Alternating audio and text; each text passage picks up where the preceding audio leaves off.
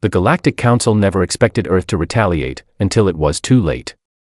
Part 1: The Ultimatum. The hall was enormous. It was made of something that looked like glass but was not glass. It caught the light of a distant red star and spread it across the floor in long ribbons of color. The ceiling was so high that the top of it was lost in shadow. Around a circular center platform, the seats rose in rings, row after row, filled with beings from dozens of worlds. Some were tall and thin. Some had too many arms. Some breathed through openings that were not mouths.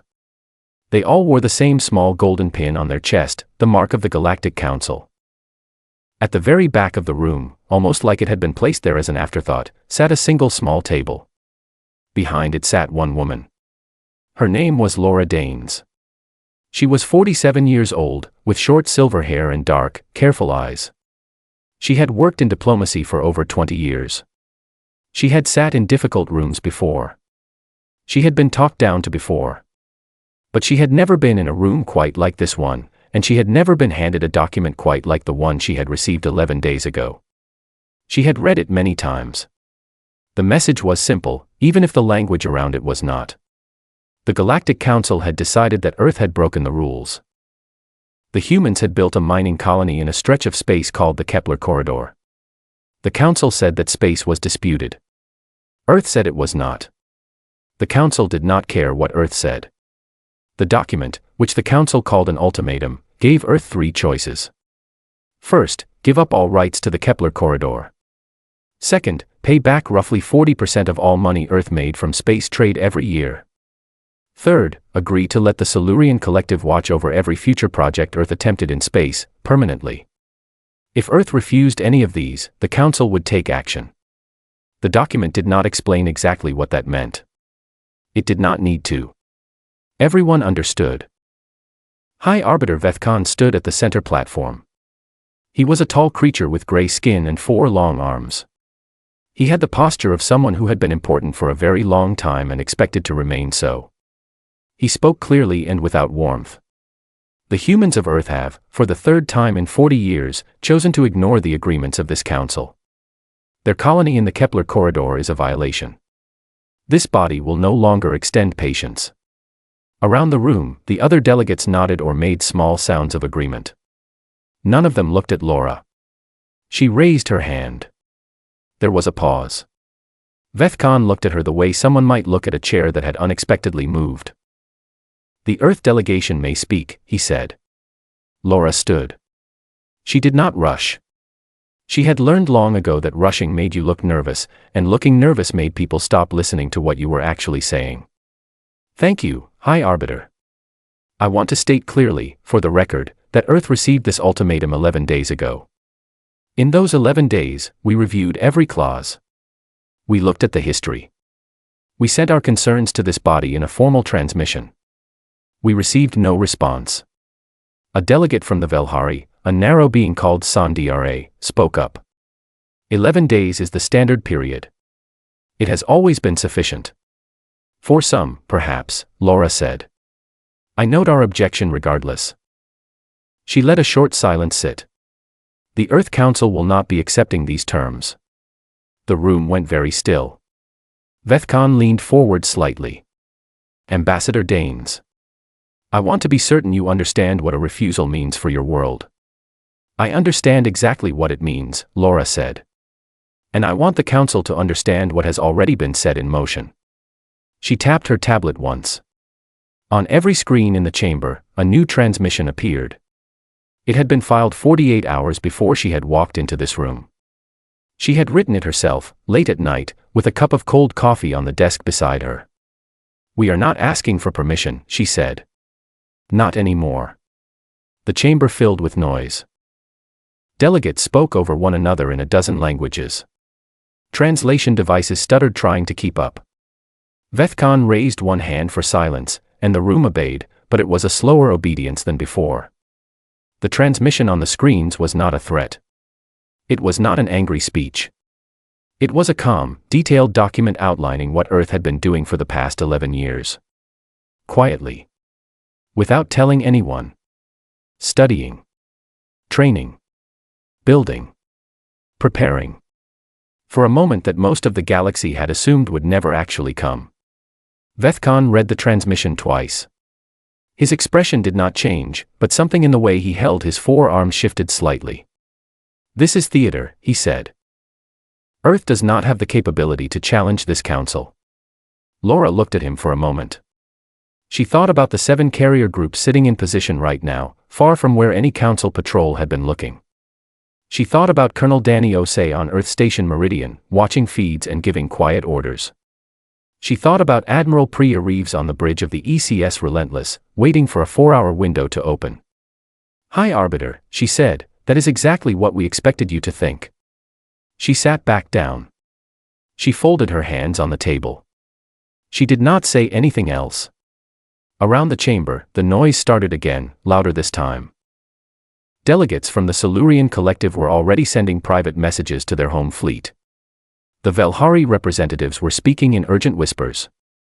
Someone near the back had pulled up a star map of the Kepler corridor and was zooming in on it, looking for something that should not be there.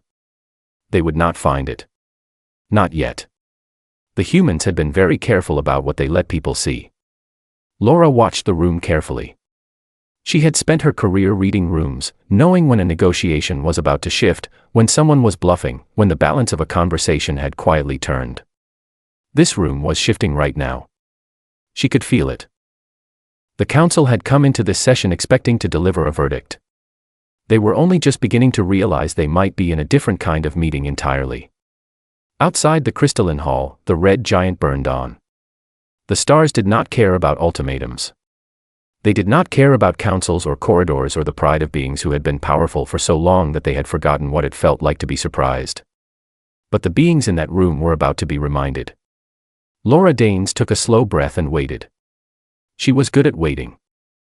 Humanity, she had always thought, had more practice at it than most. The Galactic Council never expected Earth to retaliate, until it was too late.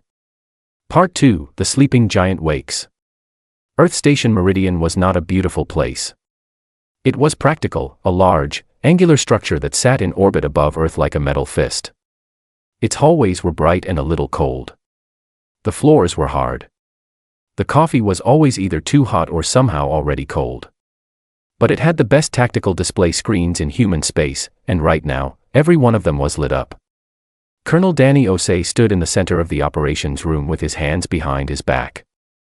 He was not a tall man, but he had a kind of stillness about him that made him seem larger than he was. His staff had a saying about him, that the quieter he got, the more you should pay attention. Right now, he was very quiet. "Confirm fleet positions," he said. Lieutenant Kara Novak looked up from her station. She was young, early 30s, with quick eyes and a habit of keeping handwritten notes even though everything around her was digital. "All 7 carrier groups confirmed, Colonel. The Kepler Vanguard is holding at jump distance. All relay buoys are in place. Communication coverage is full across the corridor." "Civilians?" Danny asked. "Mining personnel were evacuated 36 hours ago. All ships out. The corridor looks empty from the outside." Danny nodded once. "Council patrol vessels." Kara glanced at her notes. 14 ships, sir. Mostly Silurian destroyers, 2 Velhari frigates. They are sitting about 2 light minutes outside the corridor. They have been there for 9 hours. Our analysts think they are confused." "Confused how?" Danny asked. She looked at her notes again. "They expected us to either comply with the ultimatum or make a protest at the colony. Instead, we emptied the corridor and moved our ships. They do not know what we are doing." Danny looked at the main screen. 14 alien warships, waiting in the dark. He had studied those ships. He had studied their weapons, their speed, their formation habits, their command response times. He had read every engagement report from every conflict those ships had ever been part of. He knew them, in a way, better than their own commanders might have expected. The galaxy great powers had a certain way of looking at military problems. They counted tonnage. They measured firepower. They compared numbers and ran calculations and produced a result that told them who would win and by how much. It was a reasonable approach. It had worked for centuries, because every species they had ever dealt with operated the same way. Humanity had read those same reports. And then humanity had done something that the great powers never expected. They had asked a different question. Not whether Earth could match their firepower, but what the enemy was not prepared for. The answer, after 11 years of quiet study, was almost everything humans were about to do. "Tell Admiral Reeves the window opens in 4 hours," Danny said. "Tell her to be ready." Kara sent the message without a word. Admiral Priya Reeves read it on the bridge of the ECS Relentless. She was a lean woman in her early 50s with a calm face and gray at her temples. She had been in the fleet for 30 years. She had commanded ships in 2 smaller conflicts. She had never commanded anything like this. The Relentless sat at the edge of the jump corridor, its engines on low power, waiting. Around it, the rest of the carrier group held position, 7 ships, quiet, running minimal signatures so that long-range scans would have trouble picking them out from the background noise of space. 12 more ships were waiting even further back, tucked into a position behind the Silurian patrol line. Not in front. Behind. That was the part no one had seen coming. Reeves set the message on the console beside her. She looked at the tactical display for a long moment. Then she spoke in the same calm voice she always used, the one that made her crew feel that everything was under control, which it was, but only because of a great deal of work that most people would never know about. "Charge the rail batteries. All weapons to ready. Tell the Vanguard to begin approach." The crew moved. No one shouted. No one ran. It was the kind of efficiency that comes not from fear but from having rehearsed something so many times that it becomes ordinary. The humans had run this exercise in simulation for months. Every officer on every ship knew their job. Every captain knew what every other captain was doing. That was the key, not bigger ships, not better weapons, but a level of real-time coordination that the Silurian commanders had never needed to defend against, because no one had ever fought them that way before. The Galactic Council database on humanity was 400 pages long. It covered Earth history, its biology, its politics, its basic technology. It had a section on military capability. That section rated Earth as a Class 3 civilization, capable of defending itself, capable of minor operations, not a serious threat. The officer who had written that section had done careful, thorough work. She had used all the standard measurements. The problem was that the standard measurements had been designed by species that had never had to fight their way back from the edge. They measured what you had. They did not measure what you had learned from losing. Earth had lost many times. Wars, disasters, collapses, recoveries. Every generation had handed the next one a set of lessons about what happened when you got it wrong. And buried in all those lessons, like a thread running through everything, was one idea that the great powers of the galaxy had never needed to develop: how to be clever when you could not afford to be strong. Commander Felix Grant was running tactical coordination from a converted freighter that had been stripped down and rebuilt as a signals hub. It looked like a supply ship. It was not a supply ship. Felix was a thin man with round glasses who looked like he belonged in a library, which was perhaps why no one had looked at his ship twice. He had designed this engagement the way an engineer designs a bridge, not by imagining victory, but by imagining every possible failure and building around it. He checked his screens. Everyone was in position. The relay network was live. The Vanguard was moving. In a few minutes, 14 ships sitting quietly in the dark were going to learn something that no database had prepared them for. Felix thought about that for a moment. Then he went back to watching his screens. The Galactic Council never expected Earth to retaliate, until it was too late. Part 3, The Battle of Kepler Corridor. The engagement lasted 4 hours and 17 minutes. By the standards of recorded interstellar warfare, that was short. Most large-scale conflicts between Council member civilizations had lasted days, sometimes weeks. The Battle of Kepler Corridor, as it came to be called later, was over before the Council senior military advisors had even finished their first round of response meetings. It did not look the way battles were supposed to look. The Silurian battle doctrine was simple and had worked for over 200 years. You gathered more ships than the enemy. You moved them into position. You showed the enemy what they were facing. At that point, one of two things happened: either the enemy gave up, which was efficient, or the enemy did not give up, which led to a short and one-sided engagement that made the same point. The entire system worked because it was built on a truth that no one had ever seriously challenged: when you are bigger and stronger, the smaller party eventually accepts it. Admiral Koss had commanded Silurian forces in 3 conflicts. He was experienced, cautious, and good at his job.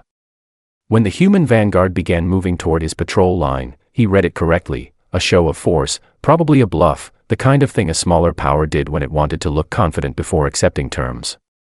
He brought his 14 ships to alert and prepared to hold the line. He was not wrong about what the vanguard was doing. He was wrong about why. The vanguard drove straight up the center of the corridor, steady and slow, not attacking, just advancing. It was designed to hold his attention. It worked. 2 of his destroyers broke formation and moved to intercept, which is exactly what they were supposed to do under standard doctrine: meet a direct advance with direct response. What Koss did not know was that the moment those 2 destroyers moved, 12 human ships dropped out of jump directly behind his patrol line. Not in front. Behind. Commander Felix Grant watched the position markers shift on his screen and felt something that was not quite relief and not quite satisfaction, but was somewhere between them. The timing had to be exact. If the vanguard moved too fast, the patrol would have time to regroup. If the rear force arrived too early, the destroyers would not have committed to their intercept. The margin was small. It had worked. The next 30 minutes moved quickly. The 2 destroyers that had broken formation found themselves caught between the advancing vanguard and a wall of human ships behind them. Standard doctrine said to call for support from the main group. But the main group was now dealing with its own problem: 12 human ships firing from a direction they had not expected, coordinating their shots through a relay network that moved faster than the Silurian command channel could respond to. Human ships were not stronger than Silurian destroyers. The Council assessment had been correct on that point. But every human captain knew, in real time, what every other human captain was doing. They shared targeting data. They called positions and rotations and firing angles through a network that had been tested in simulation hundreds of times. When one ship moved, the others adjusted. When a gap opened, someone was already filling it. The Silurian commanders were trying to fight 14 individual ships. The humans were fighting as one thing with many pieces. The 2 destroyers that had broken formation were disabled within 11 minutes. Engines gone. Weapons offline. Hulls intact. Not destroyed. Disabled. That was the detail that landed hardest in Admiral Koss' mind as he watched his tactical display. His 2 ships were dead in space, but they were still there. Their crews were alive. The humans had, at the distances and angles involved, the clear capability to destroy both vessels. They had chosen not to. They are targeting propulsion and weapons only, his tactical officer reported. There was something uncertain in his voice, like a person describing something that did not match any category they had been trained to recognize. They are not firing on crew sections. Koss did not respond immediately. He was watching the pattern of the human fire, precise, deliberate, almost careful. They were doing something very difficult, choosing their shots to disable rather than destroy. That kind of precision took practice. A great deal of it. They do not want to kill us, he said slowly. His aide looked at him. Then what do they want?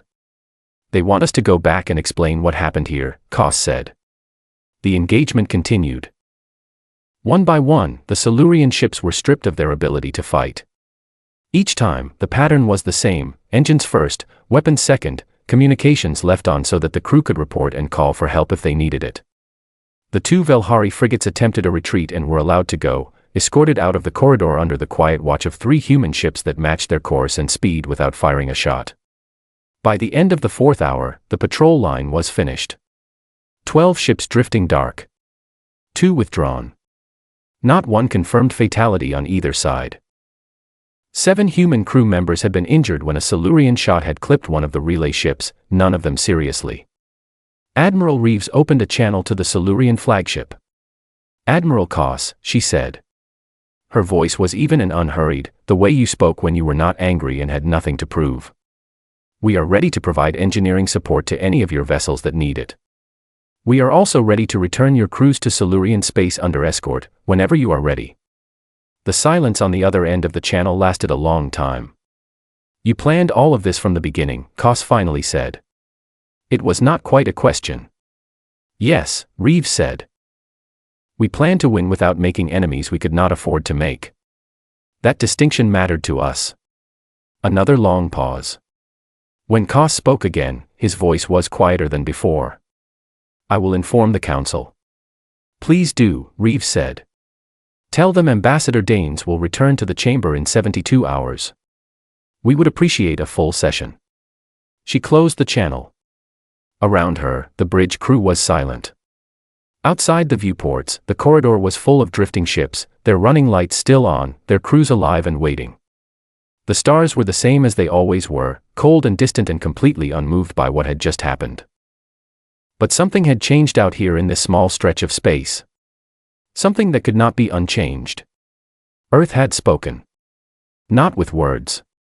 With something much harder to argue with. The Galactic Council never expected Earth to retaliate, until it was too late. Part 4, What the Council Learned. The emergency session of the Galactic Council was called with less than 24 hours' notice. That was unusual. Most council sessions were scheduled weeks in advance, sometimes months.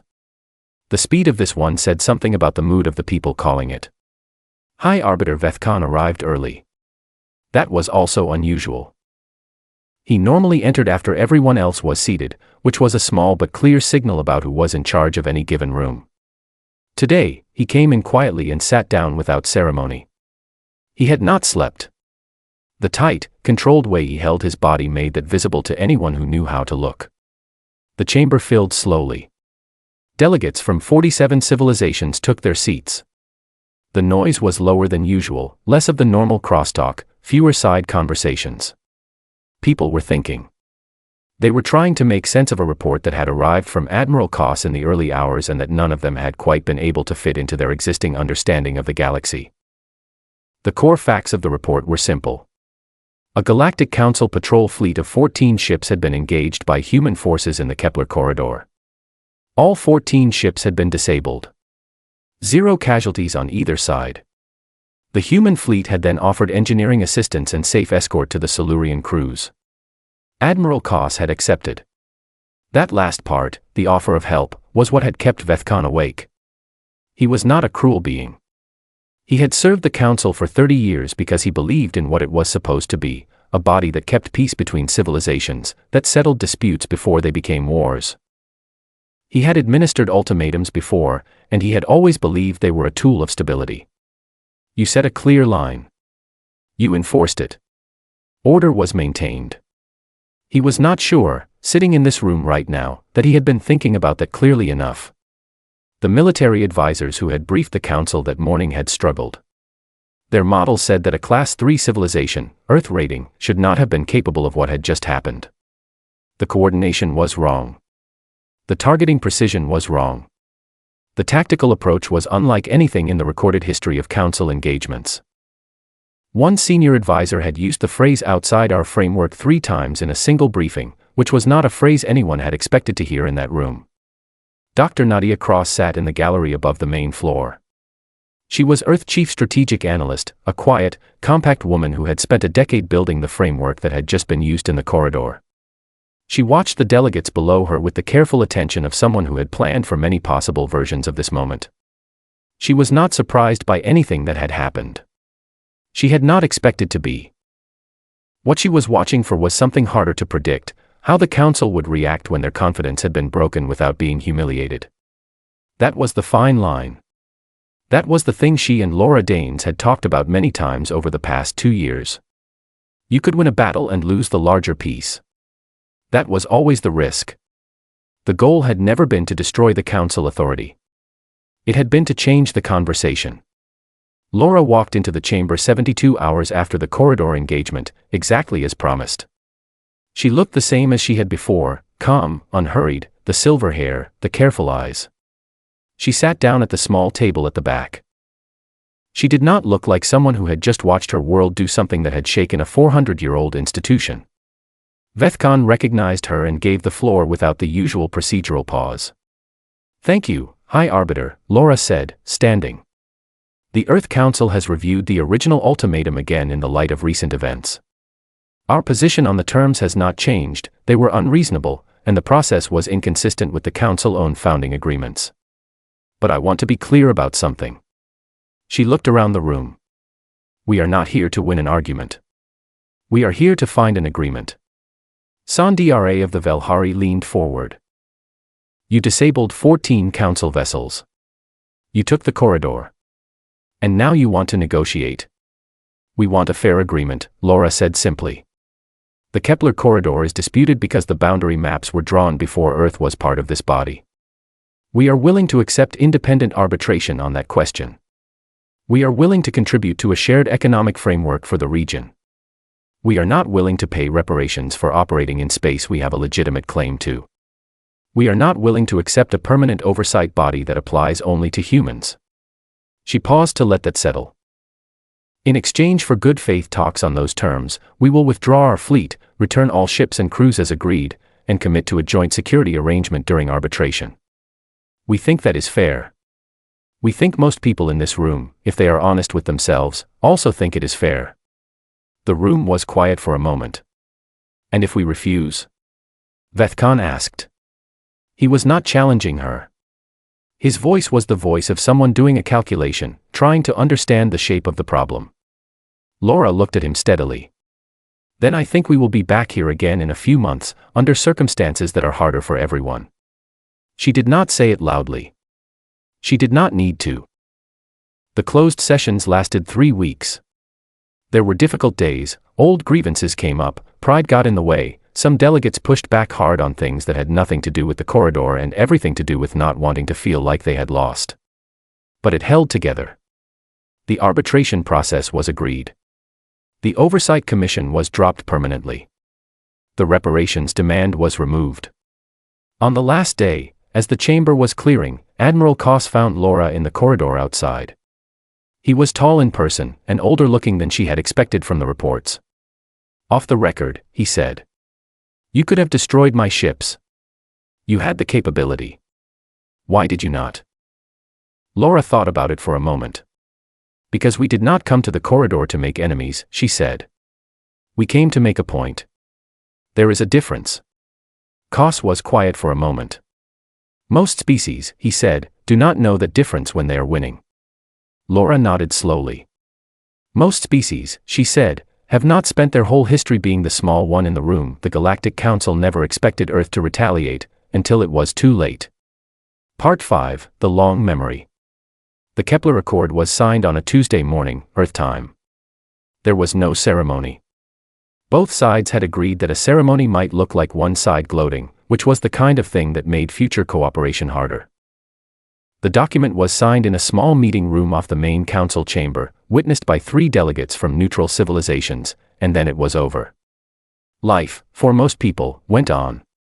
6 months later, a graduate student at the University of New Nairobi named Owen Chaik submitted his thesis. Owen was 26, the son of a cargo pilot and a school administrator, and he had chosen political science because he was interested in why things happened the way they did. His thesis was about the Kepler corridor engagement. He had titled it, Restraint as Strategy, Human Military Doctrine and the Kepler Corridor Incident. He had expected maybe a dozen people to read it. Instead, it was translated into 31 languages within a year. The Galactic Council-owned Diplomatic Training Academy, the institution that prepared young officers from member civilizations for careers in interstellar relations, made it required reading. When Owen was told about this, he sat at his desk for a long time without moving. His roommate thought he had fallen asleep. He had not. He was thinking about what it meant. The thesis argued something that seemed simple once you saw it, but that almost no one had seen before the corridor. It said that humanity's greatest strength was not its technology or its ships or even its coordination. It was the fact that humans had spent thousands of years learning how to deal with being outmatched. Earth had faced disease, war, collapse, climate disaster, and its own failures more times than any other spacefaring species had bothered to count. Each time, it had come back. Not always quickly, not always cleanly, but it had come back. And in all of that coming back, humans had learned a set of things that could not be found in any military database, because they were not military knowledge. They were survival knowledge. They had learned how to lose a battle without losing a war. They had learned how to take a hit and stay standing. And from that, slowly, over many generations, they had learned something rarer still: how to win without planting the seeds of the next fight. The galaxy great powers had never needed to learn any of that. They had been strong for so long that the lessons of weakness had never really reached them. Their military doctrines were built on the assumption that strength was the thing that mattered most. And strength did matter. But it was not the only thing. Admiral Priya Reeves retired from active service 2 years after the accord was signed. Her farewell ceremony was held on Earth Station Meridian, in the same operations room where Danny Osei had once stood watching feeds come in from the corridor. It was a small event, she had asked for that. She did not like large gatherings. She gave a short speech. She had written it herself, late at night, in the same way Laura Danes had written the transmission that first day in the council chamber. Some of the best things, she had come to believe, were written late at night by people who were tired and thinking clearly. The galaxy has a long memory, she said. So does humanity. The difference is that we have spent most of our history on the receiving end of it. That changes how you fight. It changes what you fight for. And it changes what you do when you finally win. The room was quiet. Outside, Earth turned slowly in the dark. Colonel Danny Osei did not retire. He went on to lead a new body called the Joint Human-Silurian Defense Council, a thing that would have seemed impossible before the corridor. He spent years negotiating shared patrol routes, joint communication protocols, and the slow, careful work of building something that resembled trust between two civilizations that had, very recently, been pointing weapons at each other. He found it harder than the battle. He also found it more important. There were days when talks broke down and he had to start over from scratch. There were days when old pride surfaced and undid weeks of progress. He did not complain about any of it. He had chosen this work, and he believed in it. Ambassador Laura Danes served 2 more full terms before stepping back into private life. She taught for a while at a small university in Portugal. She wrote a book that most people found interesting and a few people found uncomfortable.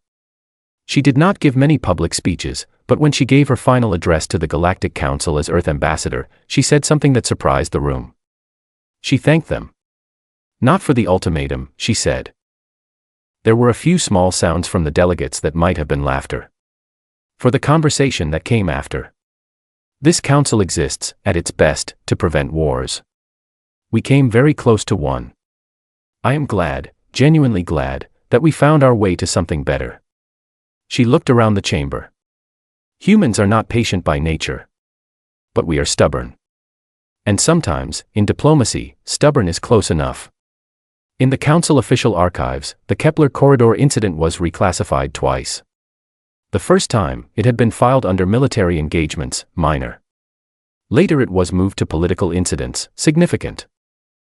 Then, after a period of internal debate that lasted almost a year, it was moved again, into a section called Precedent Events, Diplomatic. Buried in the technical notes of that final reclassification was a small observation written by a junior archivist named Grace Ito. She had been 24 years old at the time, working a quiet research job that she had not expected to lead anywhere interesting. She had added the note as a professional observation, the way archivists sometimes do, small thoughts that explain why a file has been categorized a certain way. 3 senior council members reviewed her note. After some discussion, they left it in.